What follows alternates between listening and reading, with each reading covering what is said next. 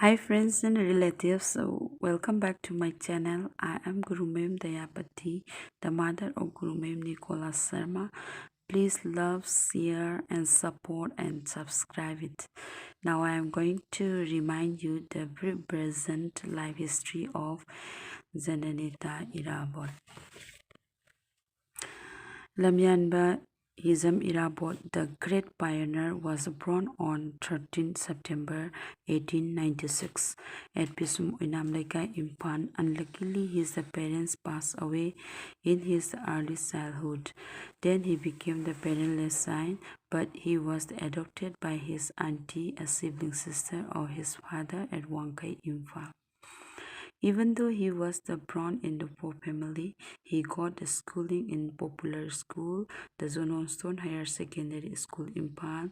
He was reading in the school up to class 7 and educated at Sylhet in Bangladesh for his the higher classes. During this period, he came out from the Bangladesh and went to Tripura in 1915 and stayed there for some times. After he came back from Tripura to Manipur. In that time, he lived with his close friend Maibam Samden. While he was the childhood, his age about 7 or 8 years, he attended to the first Nubian Women's War, occurred in 1904. The war was against the British colonial rule as the British residential were fired unknowingly. But the British accused to the men of Manipur about that. In order to their revenge for the incident, they used the men of Manipur as laborers to rebuild the residence. On looking the British reaction, the women of Manipur strongly agreed to them for their inhuman action. Then the women occurred war against the British to save the men. Irabot's attending women's war as a boy is a sign of his patriotism, as also while he was reading in class 5 in Johnstone Higher Secondary School, he saw an incident that a teacher of the same school kicked a student as giving a punishment. He was very shocked to see that, so he strongly denied for the teacher's excessive action. Then he led the students of the same school to protest against the teacher. It was the first students' movement against the caning system in Manipur, so please call him father of students' movement in Manipur. From that time, he began to involve his inborn leadership quality in the society. As a sport person, he set up a town club at Singzame. When he grown up, he married with the daughter of the king, Sultan's elder brother, so he was a son-in-law of the king. After he married with the king's daughter, he employed as a Sadar Panchayat judge, but he resigned from the post of the judge as he unwanted the system of monarchy as well as the system of the British colonial rule, and he wanted to abolish the feudalism, corruption, and caste system. He always thought about the welfare and betterment of the people for their future generation. He liked a democratic form of government, and also he thought about the unification territorial region of his motherland. He liked equality of social justice. He was absolutely selfless sacrificer throughout of his life in every field. As a freedom fighter, as a journalist, as an actor, as a singer, as a poet, as a lyrics, as a supporter, as a social worker and a social reformer, as well as a true politician and a revolutionary. He had all-round developed personality. He always helps the people living below poverty line, homeless, helpless, weak, and poorest people. and also helps to the farmers. He had multifaceted dimensional personality. His vision was to be vast nationalism, not narrow nationalism. He is an enthusiastic and intuitive real man. He strove to be equality of the social justice from inequality of social injustice. He worked as a social activist after he joined to Hindu Nikhil Mahasabha. In 1938, he removed the word Hindu from the Hindu Nikhil Mahasabha in Chinga session held at MDU in School, Imphal. Then they called the Sabha only the name of Nikhil Mahasabha. In this session, he delivered speech. In his speech, he appealed to establish and run the free primary education and the healthcare center in its village and hilly habited areas. It was his plan to be develop his nation in the field of education. As a member of Nikhil Mahasabha, he stood to establish assembly, which has to be the government that is governed by elected people, as he preferred democratic form of government. On 12 December 1939, well-known Second Nupilan Second Women's War occurred in the capital of Manipur. During this time, Irabot addressed a speech in the meeting as a supporter.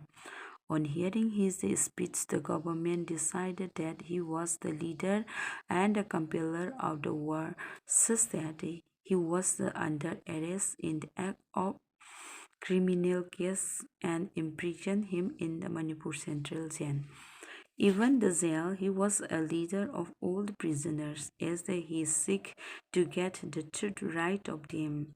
Due to the government's lack of supplying platform-built mosquito nets for sleeping in the night, as well as the inmates the co-fighting among themselves and also using them as a lever of using machine called kolu for extracting juice from sugarcane. The work was very heavy to them. Overlooking everything what they did, the Irabot could not sustain and control his heart and shock him so much. Then he led inmates to leave all those things, and he had already understood what the right of the prisoners as they were living in the Reformation Center. So he led them to demand to the government to supply the left ones and also stop the inhuman action imposed on them. All of the inmates agreed with him and followed to him. On observing his movements to the type of liberal action, the government sent him to Silesian in Bangladesh, where is his educated country. He confined there for the 3 years as a prisoner. Just after releasing him from the jail, he joined in Communist Party. He did not get the time to come back to his motherland because he was restricted to enter the Manipur as he joined in unlawful party, that is the Communist Party. But he never left the party till his last breath. He attended the first convention of Communist Party of India at Mumbai in 1943. He met a leader of Communist Party called Hemingo Biswas. He got many knowledge from Hemingo's ideology. Then he improved to write more songs like Hauro Hauro Awa Ingi and poems Anisuba Nupilan Loikre Nupilan Amamuk Lakini. He wrote other songs and poems in his later life. Of all them were the courageous songs and poems to the people of Manipur to be freedom and equality in social justice. As well as he was the dramatist, he set up MDU Manipur Dramatic Union, such as he led the people as an artist. He was also a real architect, politician of modern Manipur. On 15 September 1943, he was a prisoner in Silchar and charged him of being a member of a local communist party, and he was released again from the jail on the 10th January 1945. During this time, he was permitted to enter in his motherland by the government and to stay only a week. Within these days, he requested to the government to give him the permission of extension to live in his native land, but not permitted. So he came back to Kasar and worked there as a social worker, as he was the General Secretary of Kisan Sabha of Kasar district and the President of Surmabile, as well as he was elected a member of Assam Provincial Legislative Assembly from Kasar district as a candidate of CPI party. After that, he was ultimately permitted by the government to enter in his motherland on 26 March 1946. In 1947, 13 November, he called a meeting at MDU India School, Imphal. Most of the different leaders, along with their followers of different communities of Manipur, attended the meeting, and they formed United Front on the day for the progress status of their nation, Manipur. In 1948, in the month of June or July, he was elected a member of Manipur Legislative Assembly from Utlok Assembly constituency of Loken Krishuk Sabha. He was a real hero of Manipur. On 23rd August 1948, he formed Manipur Communist Party.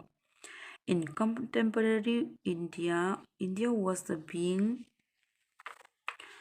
independence from the British rule on 15 August 1947. On hearing that our Manipur and the neighboring princely states were unstable for the future status of their nation, so some states like Tripura, Mizoram, Barak Valley, Kasar and others, some states they struggled to seek a nation to be independent nation. The nation must be called Purbanchal Pradesh. It means North-Eastern Frontier Province, and the capital must be at Kasar. Irabot disagreed to make the nation, so he and his followers called a meeting against the formation of Purbanchal Pradesh at MDU India School on 21st September 1948. On the day, unfortunate incident occurred at Pungdongbam. Well, hundreds of people came with their band party, thrilling music from the Lamlai to attend the meeting. On the way, when they reached at Pungdongbam, a group of police personnel led by OC Kaisam Naran Babu blocked the road and prevented the people to attend their meeting and asked them to go back. The people denied and angered the policemen, so there was a clash between the people and the police party. They began to push each other. While pushing, suddenly the OC shot himself by mistake and died immediately on the spot. Meanwhile, Irabot was at the MDU for managing the meeting. The meeting was failed due to the unfortunate incident. On the day onwards, Irabot became the underground revolutionary as he hid from the government pursuing him to under arrest. The many comrades supported him to save from the police. Then he fled to Burma as a revolutionary. He may be called the father of modern insurgency in Manipur. Even in the Burma, he did the social work for the welfare of Manipuri Burmese people, and he made a group of the revolutionary outfit. While he was there, he heard about the Manipur merger agreement signed on the 21st September 1949, and he disappointed about that because his expectation and struggle had been felt. That is Swadint Bharat, Swadint Manipur, free Manipur within free India, and Manipur must be maximum degree of autonomy as it has its own culture and heritage more than the 2000 years. He really disappointed, but he never discouraged. He had always the self-confidence to get the freedom once again. He had strong groups of revolutionary outfit in the Burma, and he came back to his motherland to take his comrades, unfortunately passed away on the way when he reached at Angosing in Burma on 26 September 1951. He was alive only 55 years. He could not reach at his beloved motherland, but his every citizen follow him, as he was a selfless sacrificer throughout his life of his motherland. Really, his work and spirit increased more and more glory like star. Written by myself, Gurumayum Dayapati. Thank you.